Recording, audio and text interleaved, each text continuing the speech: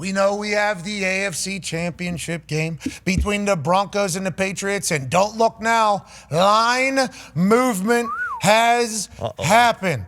At one point, I believe it was 8.5, 7.5. I don't remember the max, but we have some movement on the line. Let's go to the talks table at Boston Connor.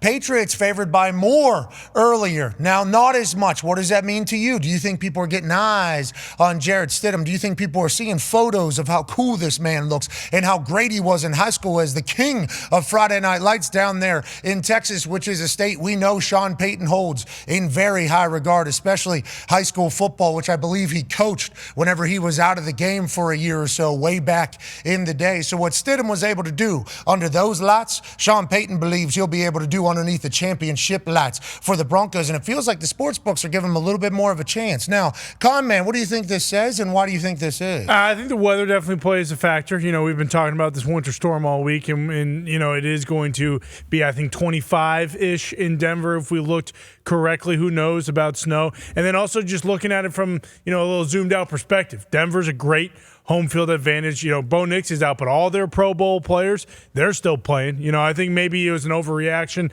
at first, starting quarterbacks out, conference championship. This is terrible. And then when you look at it, you know, a little closer, hold on. Jarrett Stidham's been in the league for a long time. He kind of knows exactly what he's doing, and Sean Payton. You know, I think a lot of people have more faith in Sean Payton than they do in Jarrett Stidham, and think that they'll be able to figure it out. It was 5.5. Now we're at 4.5. But at 5.5, there was 70+% of the bets as well. So this is a reverse line movement, I do believe. Let's go to one half of the hammer. Dahn, Cowboys AP Tone. Congrats on the finalists of your guys' awards coming out. Appreciate that. As an Associated Press award voter at the end of the season, we appreciate your service to ball. We'll talk about that later. But reverse line movement, what does this say? What do you think it means? So reverse alignment moves. So obviously the Patriots were at 5.5, and when they're getting 75% of the bets, you would think it would go from 5.5 to the Patriots maybe minus 6.5 because they want to get more money coming in on the Broncos. So if you're getting the Broncos at minus 6.5,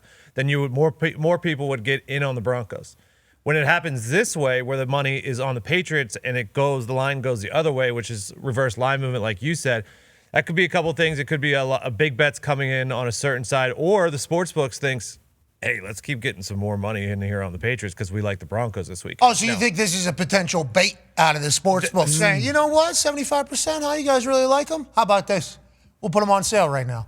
We'll give it even better. Yeah, exactly. Minus 4.5. Come on in. Yeah. Give everything you like, because they know Jarrett Stidham, backup quarterback for the Denver Broncos. First game, long time. This guy has to get beat by the Patriots, is what the natural thought is going to be. And the sportsbooks seemingly think that maybe Stidham is going to be able to keep it closer. They would like people to be over there. So that's definitely how it used to work back in the day, like when it was humans making lines and they had their ratings and stuff like that. Now that it's all computer and probably AI and a lot of that, I don't know if it works the same way, but I'm sure there's still some people with their hands in it who say, like, hey, we still like the Broncos in this matchup at home as 5.5 or 4.5 point dogs now. Like, we can continue to take money in on the Patriots if we want. 75% of the bets on a championship game is crazy talk. As well as Stiddy. Stiddy has a lot to prove. Stiddy gets to play his former team, Jarrett Stidham.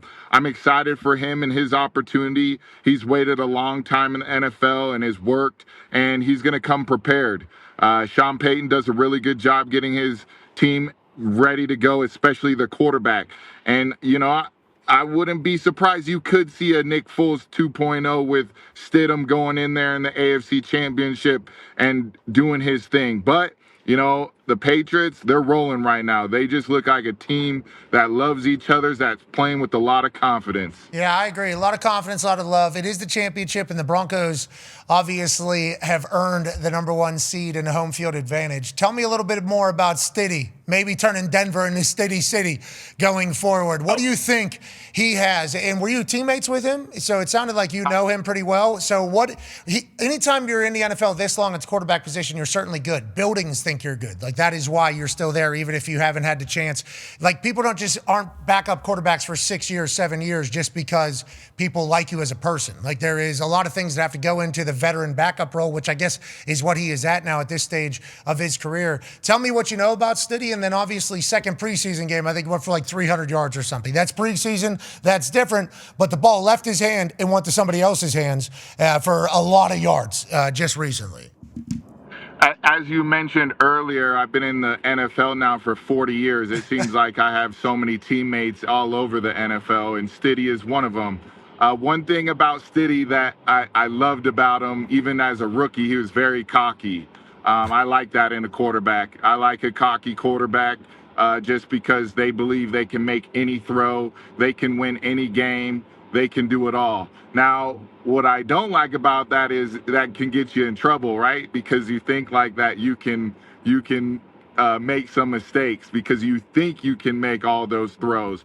But knowing Stiddy and how he's been able to prepare and how he sees the game, he knows he has a good defense. He knows he has to take care of the ball.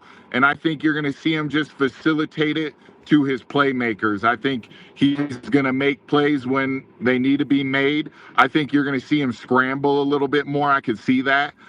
I think there's space to scramble sometimes against the Patriots defense, but Stiddy's going to try to deliver the football in his playmakers' hands. He's going to give his guys chances, especially when it comes to the red area. You're going to see him give his guy chances to go up and grab the football. I think he's going to really hone in on Cortland Sutherland, who got off to a late start last game with Bo Nix. I think he caught his first pass in the fourth quarter. I think they're going to go early to him to get him going. They're going to lean on that offensive line saying, hey, give me protection. I'm not like Bo Nix. I need more protection. Let me read this out a little bit more. And I'm expecting a really good football game. This team is destined themselves. Sean Payton, going in, basically getting waxed a couple years ago by getting 70 on their heads put on to now in the AFC Championship carrying a $32 million hit with Russell Wilson.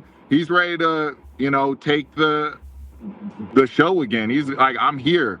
Don't put me in another conversation with coaches. Don't ask me questions on a podium that I don't want to answer. Okay. Like, he's going to let you know. I'm excited. Yeah, I like Sean Payton back in the spotlight as well.